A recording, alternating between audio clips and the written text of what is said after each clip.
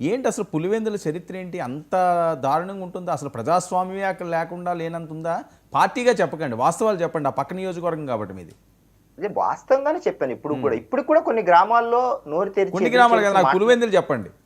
పులివెందులకు సంబంధించిన గ్రామాలకు సంబంధించిన 140+ గ్రామాలకు సంబంధించినది చెప్తున్నాను నేను. ఉమ్, అక్కడ గ్రామాల్లో పరిస్థితి ఇప్పటికి కూడా బ్రిటిష్ పూర్వకాలం నాటి పరిస్థితి కొన్ని గ్రామాల్లో ఇప్పటికీ నెలకొంది. ఇప్పటికీ కొన్ని ఊర్లలో వాళ్ళు గ్రామాల్లో ఓటు వేసి స్వచ్ఛందంగా మేము పలానా పార్టీకి ఓటు వేసాము లేకపోతే వెయ్యాలి అని ఆలోచన ఇప్పటికీ లేని గ్రామాలు ఉన్నాయి. బట్ మనము ఆఫ్ స్క్రీన్ అయితేనే చెప్పగలం, ఆన్ స్క్రీన్ ఎవరు చెప్పలేరు కాబట్టి వాళ్ళకి ఆ బెదిరింపు ధోరణులు ఎప్పుడూ ఉంటాయి. కాబట్టి గ్రామాల్లో ఆధిపత్యం ఎలా ఉంటుందో దట్టు పులివెందుల మా రాయలసీమకు సంబంధించి కడప లాంటి ఫ్యాక్షన్ ఏరియాకు సంబంధించిన ప్రాంతాలు, కొన్ని పట్టున్న ప్రాంతాలు ఇప్పటికీ వారి పట్టును నిలుపుకోవడానికి చేస్తున్న ప్రతి ప్రయత్నంలో కూడా వారు ఆ విధమైన ఆధిపత్యం చూపించి నిలుపుకోవాలనే ప్రయత్నం చేస్తుంటారు. అక్కడ ప్రజాస్వామ్యం అలాంటి పదాలన్నీ వాళ్ళకి అవన్నీ చాలా ఆడ్గా అనిపిస్తాయి అన్నమాట. ప్రజాస్వామ్యం ఇక్కడ పనిచేస్తుందా, లేకపోతే కంప్లైంట్ ఇవ్వడాలు, లేకపోతే మేము కాంట్రాక్ట్ మేము చేసుకుంటాము, లేకపోతే మాకు ఇక్కడ ఇందులో మాకు వాటా కావాలి, ఇలాంటి అడగడానికి అక్కడ ఇప్పుడు ఛాన్సెస్ ఉండవు.